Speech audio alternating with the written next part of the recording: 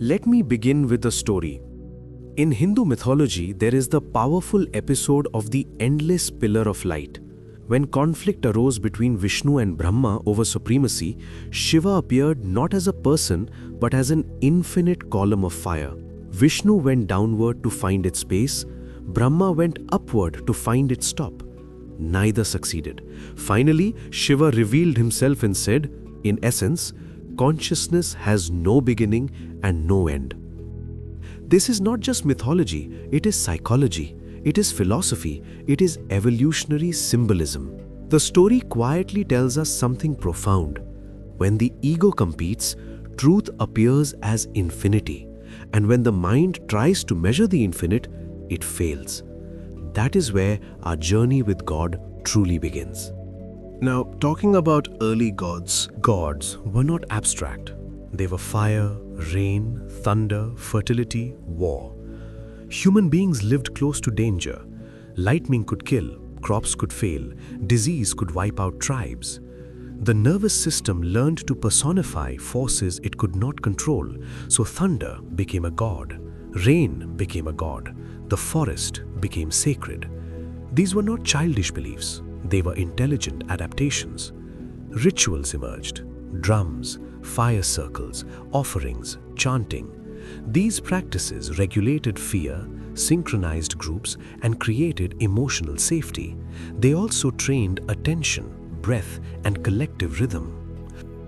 What we now call religion began as survival neuroscience wrapped in story. God was not yet cosmic. God was local. My God protected my tribe. Tribal gods served one primary function: cohesion. If everyone believes in the same sacred story, cooperation increases. Shared myths created shared morals. Shared rituals created shared identity. Us became sacred. Them became dangerous. This is where religion and conflict first intertwined. God was no longer just nature. God became a banner. Every civilization carries this phase in its memory. Even today, when belief becomes rigid, it is usually tribal fear wearing spiritual clothes. But this stage was necessary. A child must first say mine before learning ours. Humanity had to pass through tribal divinity before it could even imagine universality. As societies grew larger, gods grew more organized. Temples arose, priesthoods formed, moral laws were codified. God became judge, protector, and witness. This was a massive evolutionary leap. The idea that someone unseen was watching created internal discipline. People began to regulate themselves even when no human authority was present. Civilizations could now scale. God became the invisible infrastructure of society, not merely belief, but an architecture. Then something subtle began to happen. The gods moved inside. Indian philosophy captured this beautifully in the Upanishads, where the divine is no longer in the sky, but in awareness itself. Around the world, mystics discovered the same truth in different languages. God was not just out there, God was in here. This marked a turning point in human consciousness. Instead of asking, which God protects me, people began asking, who am I? Here, spirituality separates from superstition. God becomes introspection. Meditation replaces sacrifice. Silence replaces noise. Inquiry replaces fear. The sacred moves from temple walls to inner space.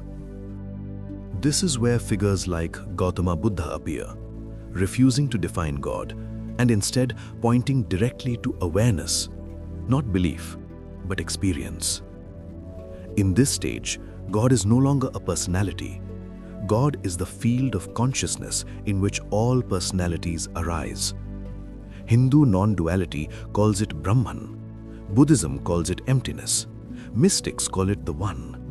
Modern neuroscience calls it altered states of awareness. Different languages, same territory. Here, rituals become optional. Direct perception becomes central. God is not worshipped, God is realized.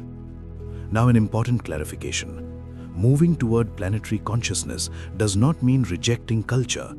Rituals carry deep psychological memory. lighting a diya, touching elders' feet, singing bhajans, celebrating festivals. These are not primitive leftovers. They are embodied wisdom. They regulate emotion. They strengthen belonging. They transmit values without lectures. A mature spirituality does not mock rituals. They understand their symbolic depth while not being imprisoned by literalism.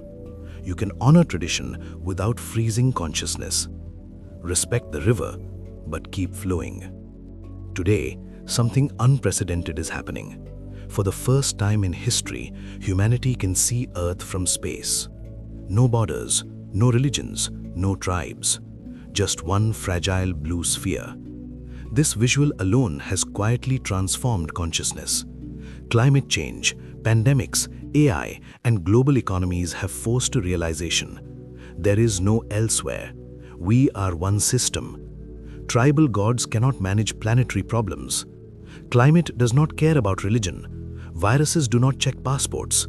Artificial intelligence does not follow scriptures.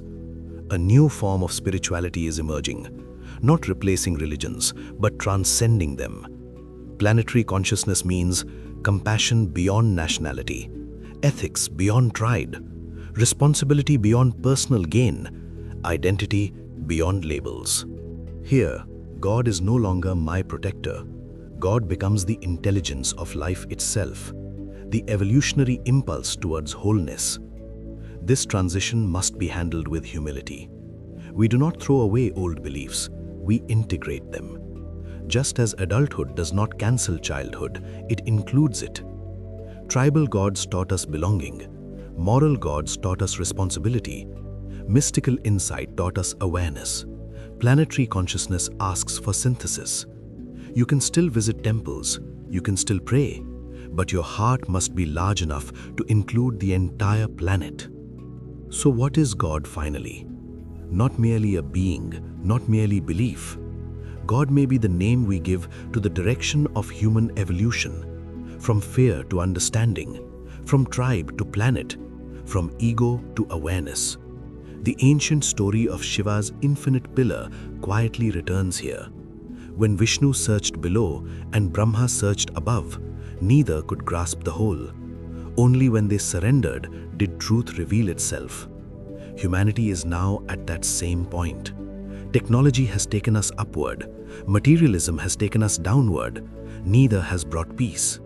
Now consciousness itself must awaken. Moving from tribal gods to planetary consciousness does not mean losing faith. It means expanding it. It means realizing that the same sacred presence you once saw in your temple also breathes through forests, oceans, strangers, and future generations. God is no longer confined to stories. God becomes responsibility. God becomes awareness. God becomes how gently you walk on this earth. And perhaps this is the ultimate spiritual maturity. Not asking whether God exists, but asking whether we are evolving enough to embody the divine. That is the real pilgrimage. Not to a distant shrine, but to a wider heart. If these videos make you pause, if they make you think, if even one idea here touches something inside you, then please consider subscribing. I'm not a big channel. There's no algorithm magic working in my favor.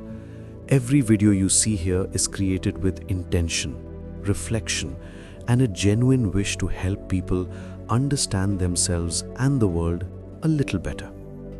Your subscription is not just a click. It tells YouTube that this kind of content matters. It tells me that this work is reaching real hearts, and it gives this small channel the strength to grow. I don't promise entertainment. I promise depth. I promise honesty. I promise conversations that stay with you long after the screen goes dark. So, if you believe in conscious thinking, emotional healing, and inner evolution, subscribe. Let's grow together, one mind, one heart, one step at a time. Thank you for being here.